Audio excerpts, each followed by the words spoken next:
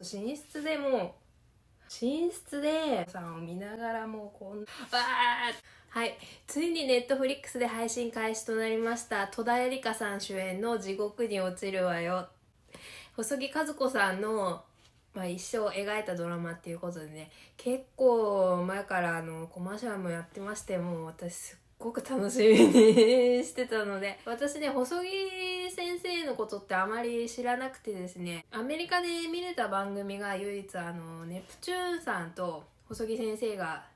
出てて、そしてゲストの方が来て、なんかいろいろ占いをして、で最後になんかご飯を作るっていうようなその番組をね、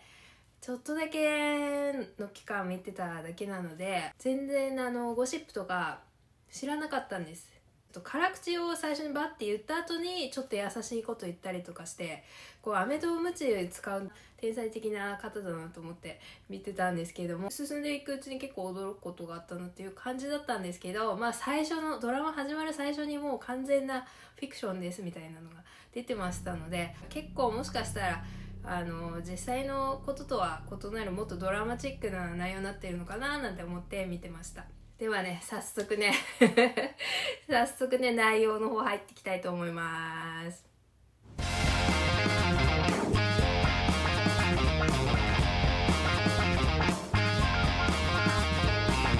はい。で、話の方はですね、もうすでにお年を召している細木先生が売れない作家の魚住みのり、伊藤沙莉さんが演じてらっしゃいます。魚住さんが取材をしているっていう形の中で、細木さんがこう自分の人生を彼女に教えるっていうスタイルになっています。で、もうすごくテンポも良くて、細木さんが若い時のシーンなんですけど、すごくね、面白い感じになってます。なので私最初ね、なんでこの魚住さんっていう小説家の方がいなきゃいけないのかなって、話を聞くっていうスタイルじゃなくても別にそのまま細木数子の人生って見せることもできたのに、あえて作家のね、魚住さんに話してるわけですよね。これがね、ちょっとね、後からね、なんでかっていうのがね分かるのが面白かったところなんですけど、戦後ですね、貧しい暮らしをしていたために結構お金に対する執着がすごいというね。で、兄弟姉妹兄弟の方も結構いらっしゃって、そして戦後お母さんが営むおでん屋さんで、学校行った後お酒出して家業を手伝っているっていう設定なんですけど、でその時にですね、すでに女優になりたいって言うんで、そしてお客さんたちからもこう持ち上げられちゃって、それでちょっとね気になったのが、兄弟皆さん、姉妹の中でも和子さんだけ、戸田さんだけがもうめっちゃ綺麗なんですよね。で最初のうちは容姿については周りは褒めたたえてないんです。なので私最初は別にすごい美人っていう設定じゃなくて愛嬌がある女の子としての設定なのかなと。いや言ったら失礼なんですけど、本当に特にお姉さん役の方とは本当に血がつながっているのかなっていうぐらい結構容姿に差がありますよね。また後々出てきて仕事を手伝ってくれる弟さんもなんですけど、ちょっとね全然ねお顔の雰囲気が違って、なんかちょっとね戸田さんだけがすごく華やかな見た目っていう風になってますよね。ただそれで若い頃からね、やっぱりおしゃべりが上手で人が求めることをこう言うのが得意な性格だったのかなって思うんですけど、高校を辞めてですね、もっと稼ぐためにホステスになります。そこでもうあっという間にナンバーワンになりまして、他のホステスさんからの洗礼も受けつつ、オーナーに気に入られちゃうっていうですね、もう本当シンデレラストーリーです。なんですけども、ここでね1回目の裏切りっていうことでオーナーに売られそうになってしまいます。いわゆるね今でいうね枕営業をするっていう、愛人契約的なことなんですけども、それで和子さんすごい怒ってですねやめますね。そして、自殺未遂までしてしまうんですけども、やっぱりね野望がある方なので、おでん屋さんの常連で投資家の中園さんにお願いして自分の店が持ちたいって言うんですよね。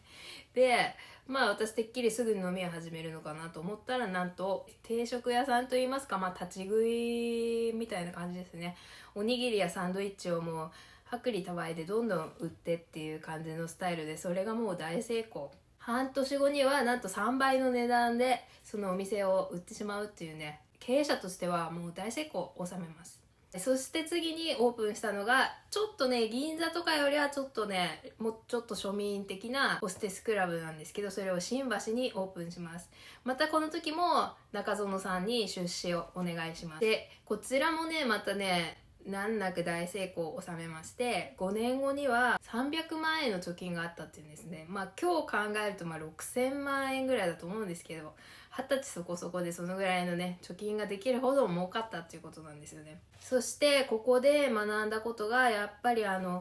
政治家や業界のトップの接客をするために話題についていかなきゃいけないってことですね。それで政治、経済、哲学などを学ぶために大学に潜りで入って、もう人一倍勉強したっていう話です。まあそんなようなガッツがある和子さんなんですけれども、ついにねやっぱりね銀座に挑戦するっていうことで、こちらもまあもちろん大成功なんですけどここで出会うのが、まず1人目の旦那さん、三田さんです。最初冴えないような単なるサラリーマンだったような三田さんがですね、実は静岡の12代にもわたるメーカーのボンボンだったんですよね。それでちょっと和子さんの目つきが変わってしまいまして、さらにこの三田さんは将来ホテルビジネスをやりたいななんて、まあ当時にしたら結構新しい方のビジネスだったと思うんですけど、そんなことを口にしてですね、彼女ねやっぱりね単にいい男っていうだけじゃなくて野心家なので、そのパートナーにもビジネスとかその詳細的なね新しいアイデアある人にすごく惹かれやすい性格なんで、結構わってなっちゃうんですよね。そんな時三田さんのお父さんが亡くなって実家に帰ることになります。ついに一緒に来てくれますかってプロポーズされちゃうんですよね。その時にやはり和子さん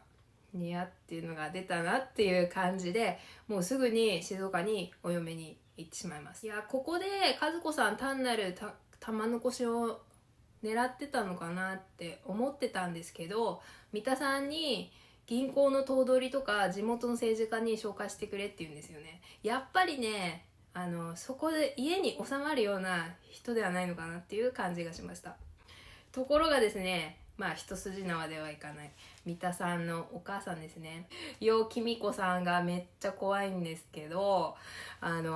そんな外には行かなくていいからとにかく子作りをしなさいっていうね、まあちょっとね家族の雰囲気ちょっと冬彦さんっぽいなっていう感じだったんですけど、三田さんの下の名前もマロヒコとかいうね名前でね、マロヒコさんってね、まあそんな感じなんですよね。しかもね最初はおどおどしててなんか優しそうだったマロヒコもですね、急になんかおい和子みたいな態度になっちゃって、すごいねちょっと嫌なんですよね。でもね私こっから楊貴美子さんの嫁いびりみたいなのが始まって、あめっちゃ面白くなるぞって思ったんですけど、結構あっさり終わっちゃいましたね。まあやっぱりこの三田家からしてみたら和子さんっていうのは、まあ、商売上がりの女っていうことでね、外には出せないとかっていうそういう形だったんでしょうかね。まあドラマの中では1週間で家飛び出してきちゃったって、それでそのついでに家の鶏たちをこうやっちゃったっていうね話だったんですけど、まあちょっとバスの中にね丼持ち込んでお箸で親子丼食べてるっていうのが、まあちょっとすごい面白かったですよね。まあ、実際にはですね細木和子さん認めてもらうのに行ってたらしいんですけど、3ヶ月ぐらいでねまあ続かなくなったということで、1週間っていうのはちょっとまあ短い短いなと思ったんですけど、まあ実際には3ヶ月ぐらいだったそうです。まあ、銀座にねまた戻ってきた和子さんなんですけど、お店も3軒回してですね、弟さんも手伝って、まあ、うまくやってるわけです。そんな時に現れた次の男が須藤という男です。まあちょっとハンサムな方でね、最初はね和子さんには全然ねペアアテンションしないでね、他の女の子たちにどんどんチップ渡したりとかしてね、そんな感じの方なんですけど、実は和子さんに一目惚れでしたみたいな感じですよね。まあね、この辺はもうね、視聴者にはバレバレで、和子さんたちだけが知らないっていうような劇的アイロニーと言いますかね、まあ、視聴者にはこいつは怪しいんですっていうのをすごいところどころ見せた演出になってましてね。ただもう和子さんはもうイケメンを信じますみたいな感じになっちゃって、で、時は東京オリンピック、もうイケイケなんですよね。そんな時代にですね、須藤さんがね急にね50万円貸してくださいって言いますよね。まあ弟さん曰く今までに須藤さんがお店に使ったお金は30万なので、50万だと20万の損が出るっていうことだったんですけど、なぜか和子は騙されてもいいわって言ってそのお金渡しちゃいます。ところがですね、私たちの予想を裏切って須藤さんちゃんと帰ってきてお金を返します。しかも5万円プラスで返します。ここがねやっぱりねプロの詐欺師のテクニックだなっていうことですよね。1回目からやらない、やっぱり最初はその信用を積み重ねるためにね、いい思いをさせてっていうかですね、そういうテクニックがあるわけです。しかもこの須藤さんは不動産屋さんで、ちょっとね和子さんが今新しい住まいを探してたんですけど、めちゃくちゃ豪邸を紹介します。でそんな英語が喋れるところを見せつけたりとかですね、もうね全て用意周到です。そんなことともつゆ知らずね、和子さんは家を買ってしまいます。さらにまたね須藤さんにもね一緒に仕事やろうとか言って、もっと大きなキャバレーをやりたいんだなんて言ってね、そそのかされてしまうんですよね。それで今度買った家を抵当に入れてすごい借金をします。もうやっぱり行動力あるんですよね。行動力あって、もうすごいパワーあって、だからまあその時自分はこれやれるって思ったことにもう突き進むっていう性格ですよね。で着々とお店の準備を進めてるんですけども、中園さんが、まあ、久しぶりに来てですね、あの男だけはやめた方がいいと、忠告だけでも聞いてくれって、せっかく来てくれるんですけどもうあなたに会えませんなって言って去っちゃうんですよね。この時ねもう須藤にもう惚れてっちゃったんですよね。でお店がオープンするとまたそちらも繁盛してですね、中園さんも自分の思い違いだったのかななんて言ってたんですが、もうすぐにとんずらして不当たり債権出しまして、もうあっという間に億単位の借金っていう形になってしまいます。で須藤不動産事務所に走っていった和子だったんですけども、もぬけの殻です。でそこにちょうどうまい具合に和子さんの調査書があって、彼が彼女を騙すための手順から何から全部書いてるんです。もうねここでねエリカさんねやってくれましたよね。エリカさんね泣いてなんかと思ったらいきなり笑ってるはっはっはっは。で最後にエリカさんやってくれました最高でしたね、あのシーンはね。そしてさらにですね、お母さんが亡くなってしまうという、このねお母さん役のね富田靖子さんですよね。昔も可愛いアイドルの方だったんですよね。それがなんかこうもうなんか目半分潰れたおばあさんみたいになってすごいなって思ったんですけど、彼女女優さんとして復活してほしいなって個人的に思ってます。でお母さん亡くなっちゃって、お姉さんにもひどいこと言われ、中園さんにも見捨てられてしまいます。でここでまた2回目の自殺かなっていう感じなんですけど、突然現れたヤクザの組長、滝口組長ですね。彼はね銀座のお店オープンした時にもちょっとチンピラに絡まれた時に助けてくれた人だったんですよね。この人が借金肩代わりしてやるから大丈夫だなんて言っていい人のふりしてたのかわからないんですけど、まあ結局ねヤクザの女っていう風にねなってしまうんですよね。そしてですね滝口さんにはもうすごく、性的にも搾取されてですね、お店のね売り上げもね食い物にされてたっていうことなんですよね。そんな時にね、救世主生田さん演じる堀田さんというね大きなヤクザのもう幹部、すごく上の方の人が助けてくれまして、運命の細木数子の愛した男っていうね、そういう人が現れて滝口さんから和子を救ってくれます。しかも後でめちゃくちゃ滝口に撃たれて死んじゃうのかなって思ったんですけど、また死なないの。やっぱりこういう大物の人って運も強い、生命力強い、そういうことなのかなと思いました。今度ですね、ところがですね、景気が悪くなってきてですね、お金がないので、ヤクザっていう商売もお金がないと、元気がないんで、どうしたものかっていう感じだったんですけど、そんなある日ね、橋から飛び降りようとしてる女の人を和子さん助けるんです。それがなんと大スター、演歌歌手の島倉千代子さんです。こんな普通の橋から落ちて死ねるのっていう感じなんですけど、この時島倉千代子さんは恋人に騙されて、もうものすごい何億っていう借金があったと。それでもう死のうと思ってたんですけど、そこを和子さんに助けられたっていうね設定なんで、2人は姉妹のように仲良くなって、もう全国をね、もうあんな大スターがもう土佐回りみたいなことをやってですね、小さいところで歌ったりとかしてですね、和子さんのマネジメント能力発揮して、それと堀田さんのヤクザパワーで借金も減らして、すごいね、また島倉千代子さんを大スターにもう一度 V 字回復ですよね、のし上がっていくっていうことを成し遂げたっていうことなんです。ところがここで和子さん以外の外の人たちの話が入ってきて、それが変わってしまいます。5話か6話ぐらいですね。それまではもう華麗なる細木数子のサクセスストーリーで、この作家の魚住みのりさんと私たち視聴者は細木数子ってすごい、やっぱり努力家で行動力があって運も強くて、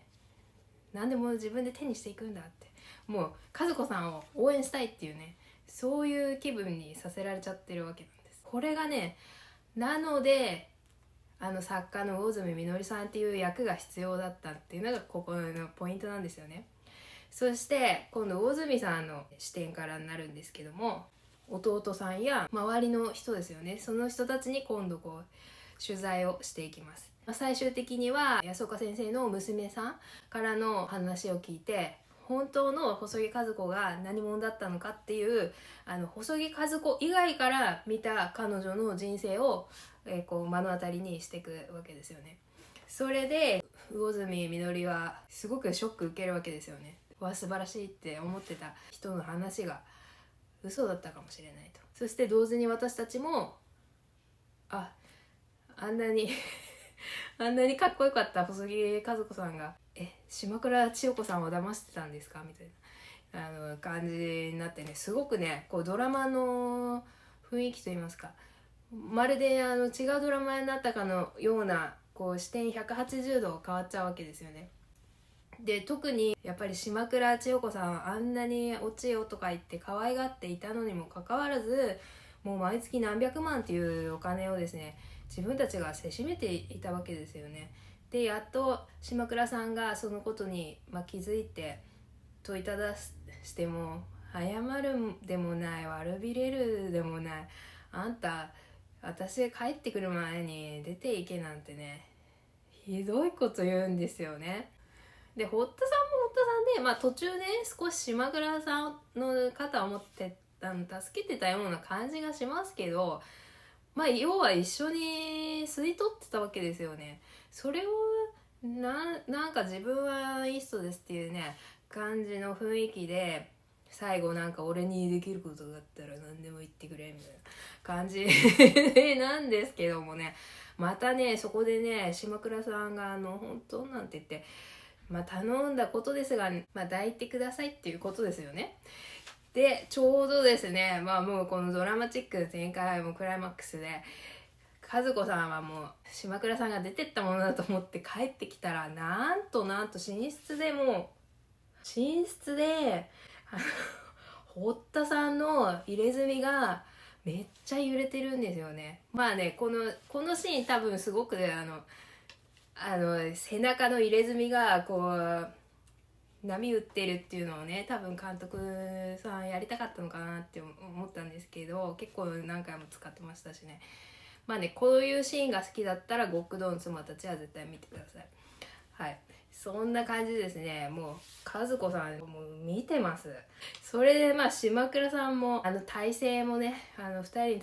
体勢もね、そういうまあドラマチックな体勢になってるわけですけども、和子さんを見ながらもうこんな感じでね、わーって感じですよね。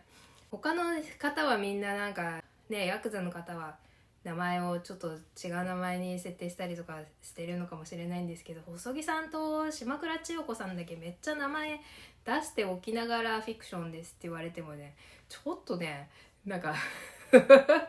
なんかちょっとあれですよね。だったら全員名前をなんか確認してほしかったなみたいな、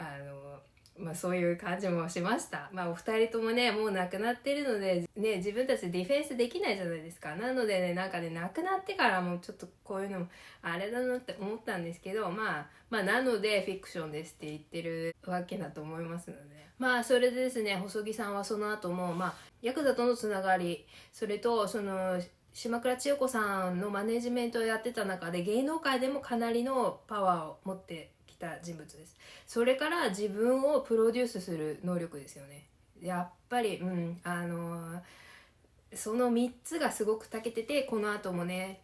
テレビの世界とかですごく、まあ、大活躍して本も売れてもう大金持ちになっていくわけなんですけど、大泉さんも何が本当なのかわからないけど多分周りの人が言ってることが本当なんだろうなっていう雰囲気ですよね。それで実際に大泉さんが書いた小説を細木さんが読んで、まあ、泣いたりしてるんですけど怒ってますよね。っていうことはやっぱり本当のことを書いてたっていうことなんだと私は思います。彼女が人を騙して島倉さんから食い尽くしたり、まあ、他の部分でもどれだけ嘘ついてたかわからないっていうことなんです。なのでだから戸田恵梨香さんを使ったのかなっていうのがこの細木和子本人から出てる会話の中で、やっぱり彼女は美人でもうすごいモテて、まあ、そういう人生ですよね。そう華やかなキャラクターが和子の口から出てて、ああいう風に戸田恵梨香さんみたいな綺麗な人に見えてたのかなって。そのために兄弟の方たちが美男美女じゃない人を使ってたのかなって。戸田恵梨香さんは単なる細木さんの妄想っていうか、それが彼女のプロデュース力であって実際どうだったかわからない。だからつまりなんかこの物語の前半部分ですよね。前半部分私たちがわーって思ってた彼女の人生もどこまでが本当なんだかわからない。そんな風に演出されているのかなって思いました。なのでですね、作家の魚住さんがいなかったら6話7話ぐらいでこう話の転換があった時にちょっと視点がね難しいんですよね。誰かの視点がないと逆の方向が見えないので、彼女の存在意義がそこで初めて発揮されたなって私は思います。いろいろ SNS 見てたら戸田恵梨香全然合ってないとか、渡辺恵里さんとか小池栄子さんの方が良かったとかっていうのをね見たんですけど、そうじゃなくてもともと制作側ではもうこういう綺麗な人を使って細木数子ファンタジーっていうそういうショーを見せられてる、騙してくれたのかなって思ってます。まあですね、そんなわけでね私はねすごく面白かったですし、戸田恵梨香さんがねあそこまでねいった演技をね見せてくれたっていうのがすごくね良かったなって思ってます。ただね一つねやっぱり島倉千代子さんは一体どういうことなんだろうって思ったんですけどもね、実際のことは本人たちのみぞ知るっていう感じですよね。生田さんのね、生田さんかっこいいですね。ベッドシーンでなんかってね言ってる声がねなんかちょっともうね、でも全体的にテンポも良くて、最後のね9話目ですね、あれだけねちょっと長かったかなって感じがします。なんかみのりがすごいもうめちゃくちゃタイプしてるとか、バイト先のクリーニング屋さんの陰でこうやってなんかタイプしてるとか、ちょっとあんなのもあんまりいらなかったのかなと思いますし、もうちょっとあっさりして回想シーンでみのりの語りだけでも良かったのかなって。もうちょっとこう謎を、誰が結局騙されてたのか、細木数子は悪人か、そしてまあこのドラマだと細木さんまあね悪人だっていう結論になっちゃってる。まあ作ってる方はね結論出してない、それは視聴者に任せるっていう感じで出してるのかもしれませんけど、まあ私は彼女は悪人であるっていう結末として受け止めました。なのでなんか多分マツコ・デラックスさんがなんかひどいドラマだとかっておっしゃってると思うんですけど、まだそちら動画見てないのでね後で見たいなと思ってるんですけど、まあね、もうちょっと最後ね9話はもうちょっとあっさり終わって視聴者が決めてくださいって。騙されてんのか何千万も払ってるおばあさんとか彼女たちも騙されてんのか払いたいから払えばいいんだって、それはあなたが決めてくださいっていうね風のね結末、まあそういうことだったとは思うんですけれども、もうちょっとねそこの辺をすっきりさせてくれたらもう終わりも爽快って言いますかこうスパッといってよかったんじゃないかなと思います。でも大変面白かったです。ぜひ皆さんの感想もコメント欄から聞かせてください。では皆さん最後までご覧いただきましてありがとうございました。さとこでした。